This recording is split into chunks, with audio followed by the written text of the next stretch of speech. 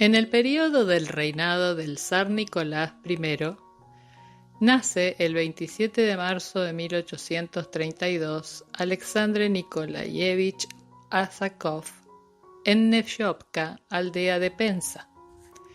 El gobierno, que ejercía la censura, encargaba el control de la educación, la prensa, la literatura y todas las manifestaciones de la vida pública a sus consejeros, llegando incluso a intervenir hasta la correspondencia privada en toda la población mediante la aplicación de la enunciación de los 3 principios de Uvarov, ministro de Educación: autocracia, ortodoxia, nacionalidad, siendo así un control total de los pensamientos y acciones de los habitantes del reino.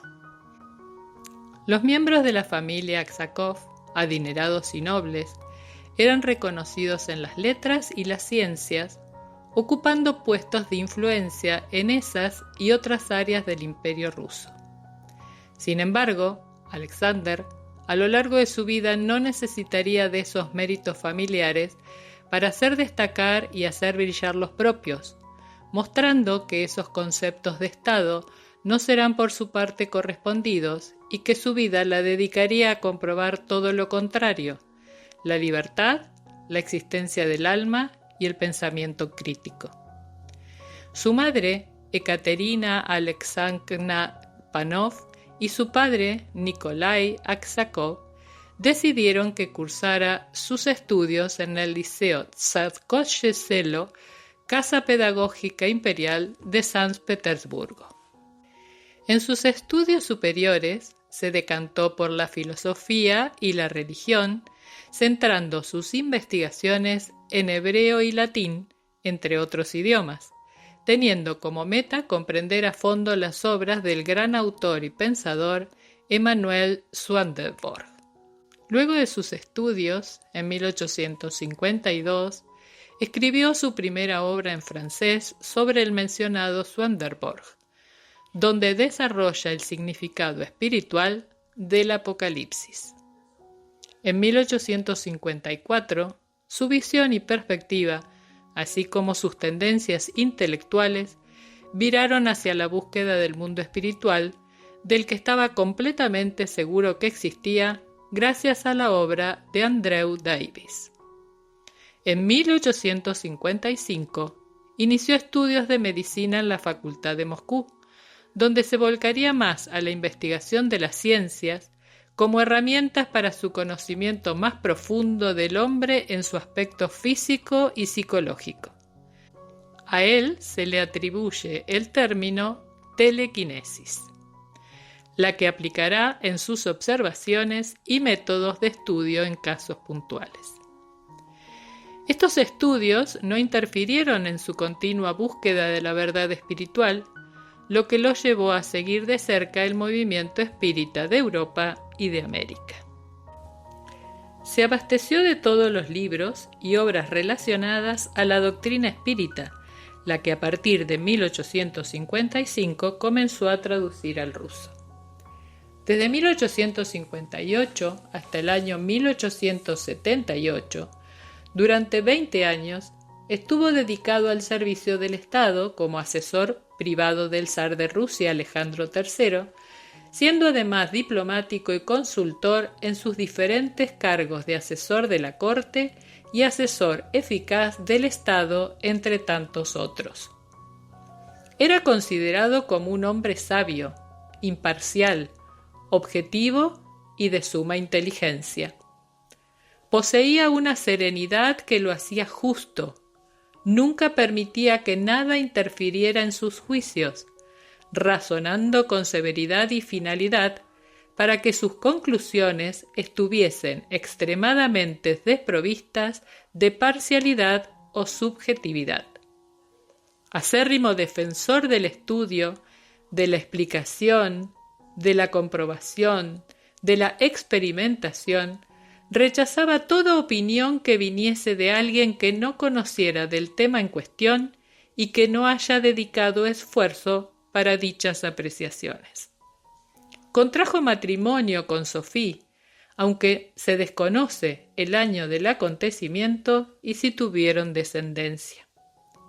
En 1861 visitó en París a su amigo Louis Alphonse Cavagné, notable magnetizador, espiritualista, a sugerencia del espíritu de Swanderborg. En 1874 continuaba con sus estudios e investigaciones en fenómenos espirituales, trabajando con médiums de diferentes países, como con Eusapia Palladino, italiana, en quien basó su trabajo de su obra más famosa, Animismo y Espiritismo, para salvaguardar y preservar la doctrina espírita de los ataques que recibía de neófitos al tema o de los filósofos antiespiritualistas. Por ende, se empeñó en escribir esa obra brindando datos relacionados con la ciencia. Su análisis preciso y consciente, así como su imparcialidad ante las evidencias, demuestra las diferencias entre los fenómenos del alma, espíritu encarnado, animismo, y los fenómenos espíritas producidas por el espíritu incorpóreo. En el prefacio aclara: no podía hacer nada más que afirmar públicamente lo que he visto, oído y sentido, cuando cientos, miles de personas afirman lo mismo con respecto al género del fenómeno. A pesar de la infinita variedad de particularidades, la fe en el tipo de fenómeno se impone. Por lo tanto, no puedo lamentar haber dedicado toda mi vida a la adquisición de este objetivo, aunque por vías impopulares e ilusorias, pero que sé que son más infalibles que esta ciencia. Y si he logrado de mi parte, aunque sea solo poner una sola piedra en la erección del templo del espíritu, que la humanidad, fiel a su voz interior, construye a través de los siglos con tanto trabajo, será para mí la única y más alta recompensa a la que pueda aspirar. Aksakov, en sus estudios, aborda fenómenos de materialización, pero con la médium Madame Elisabeth d'Esperance, inglesa, fue testigo de un caso de desmaterialización, obra que escribió bajo ese título y como complemento del libro Madame d'Esperance au Pays de l'Ombre o In the Land of Shadow.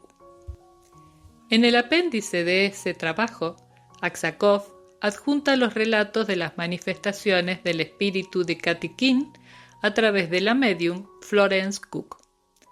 Cuando se tuvo que mudar a Alemania con su esposa, cambió su nombre por Aksakov para que sonara más fácil al alemán y fue profesor en la Academia de Leipzig. En 1881 fue director de la revista Rebus y de otras publicaciones como Psychische Studien, de la cual fue fundador en 1874 y editor por varios años, en la misma localidad. Esta revista era una de las más famosas sobre el espiritismo. Alexander Aksakov se preocupó de formar y acercar adeptos de varios talentos científicos con quienes realizaban experimentos con médiums famosos. Uno de ellos, Douglas Home, quien colaboró para formar la primera comisión puramente científica, dedicándose al estudio de los fenómenos espiritistas, poniendo de manifiesto que los médium debían proceder de Inglaterra y de Francia. Esta situación llevó a esa comisión a realizar un erróneo informe, concluyendo que todo era un engaño y una falsedad. Eso llevó a Aksakov a desafiar a la comisión, como también al filósofo llamado del inconsciente von Haderman, sobre el tema que él tanto había trabajado, animismo y espiritismo. En 1893, su espíritu aguerrido lo llevó a debatir y buscar explicaciones adecuadas y de profundo estudio y comprobación, lo que lo ubicó aún más como un científico, eminente y nato investigador. Continuaba viviendo en Alemania. En Milán, un año antes, Alexander Aksakov participó de la comisión de maestros, junto a reconocidos profesores y científicos, como Angelo Broferio, Charles Riget, Cesare Lombroso, G.M. Mácora, entre tantos otros ilustres. Resulta muy extenso enumerar todas sus publicaciones, la mayoría de ellas en relación al hombre y al espíritu, pero sus temas eran variados y siempre el resultado de sus extensos estudios y observaciones. Al ser tan estricto en relación a lo que consideraba la verdad, nunca dejó de demostrar cualquier comentario que fuese en contra de lo que por años había investigado y comprobado. Cabe mencionar algunas de sus obras más conocidas. Études sur les matérialisations de formes humanistes, S.L., 1897, en el que aborda la escritura directa, la impresión de manos materializadas, etc. Предвестники спиритизма Sopolednie, 250 liet, precursores del espiritismo desde hace 250 años. Un monumento a la preocupación científica, en ruso, que desmiente el libro del opositor ruso profesor Demetrius Ivanovich Mendeleev, autor de la obra Material para juzgar al espiritismo, que reúne datos para establecer un juicio sobre el espiritismo. Sobre todo dedicó su vida a demostrar que la existencia del espíritu trasciende los límites materiales.